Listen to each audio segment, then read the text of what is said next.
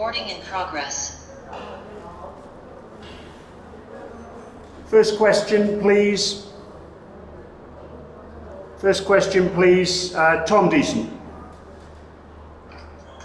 Hey Andrew, just want to get your general thoughts on a pretty tough day and explain the rationale between only picking one spinner on what seemed to be a pretty flat deck and a day with no fast ball to the wicket.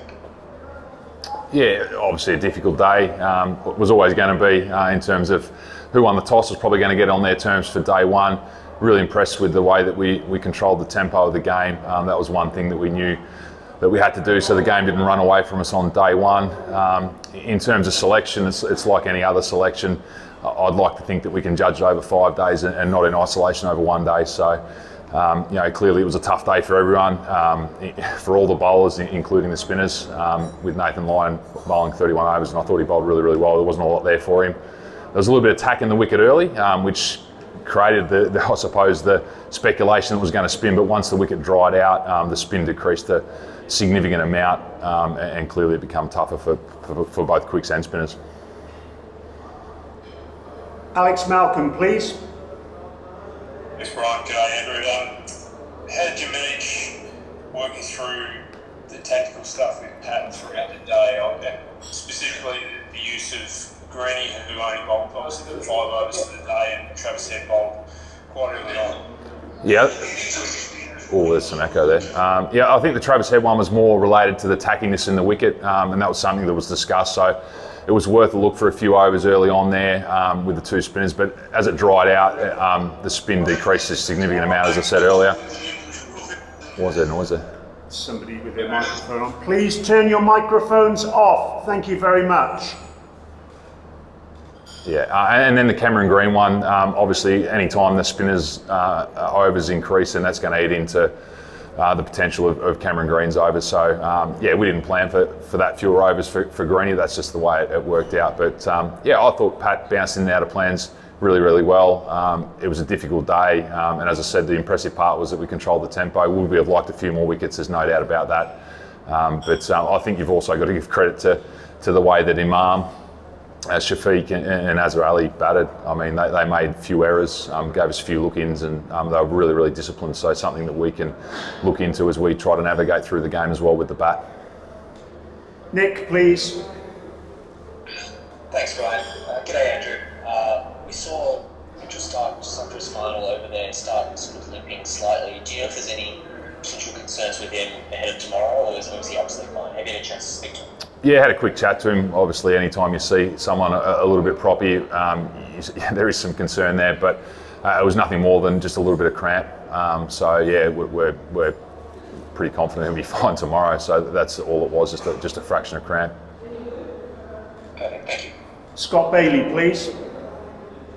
Yeah, just talking Fox selections. I know you say you don't judge them over 1 day but 5, but just generally speaking, does it make it more challenging when there's no warm-up match and whatnot? Like, you didn't actually get a chance to roll out tactically and actually play on those wickets before today?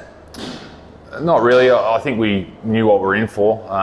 Maybe the wicket offered a little less bounce and a little less pace than we would have thought at Rawalpindi. But yeah, generally speaking, I think we're well versed in what we're going to get. I think ideally, no doubt, warm-up games can help and narrow your thinking a little bit more. But as I said, I think we're well prepared for what we've got. So there's nothing to read into that. Zubair Ali Khan, please.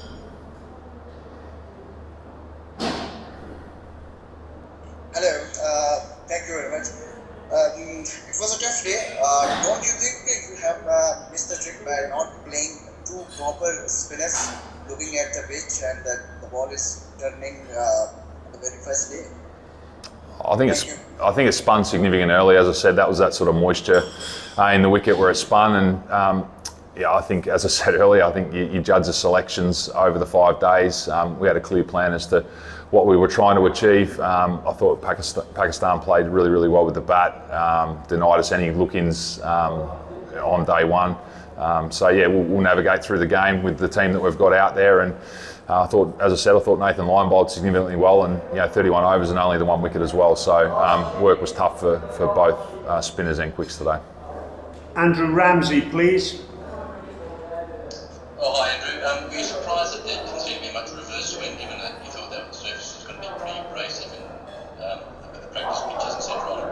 Oh, we weren't surprised day one, though. I think day one was always going to be the most difficult with the ball, probably the least amount of spin, and also because the ground was lush either side, it'll dry out as the game goes on. So there's no doubt that reverse swing will come into play.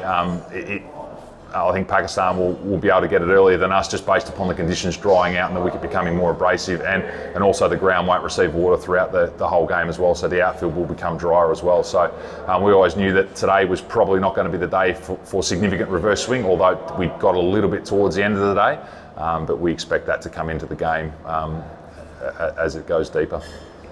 3 more questions now, please. Daniel, then Idris Malik, and Zahid Farouk Malik. So Daniel, first of all, please.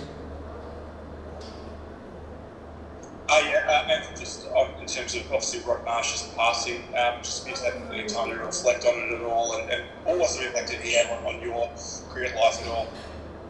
Yeah, very sad day, and our thoughts go to Roz and the Marsh family.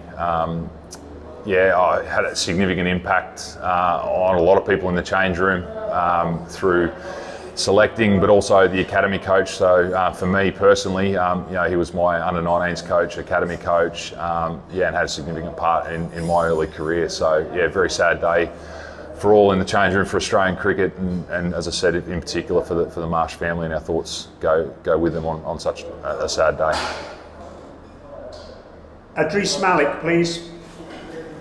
Thank you, Brian, first of all, for the Stalling family and the Marsh family, also condolences for the Marsh. And secondly, there is a question here. Are you satisfied with the cricketing facilities at the Printing Cricket Stadium, and what would be the target to get out Pakistan team tomorrow? Sorry, what was How many do you want to bowl Pakistan out? How many do we want to bowl Pakistan out for? What are they at the moment? 245, 246?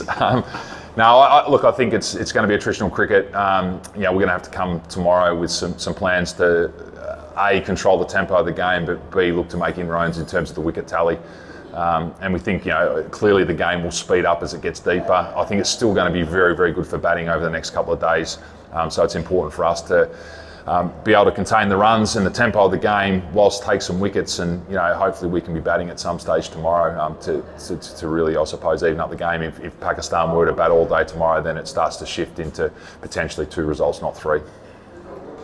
Zahid Farouk Malik, please.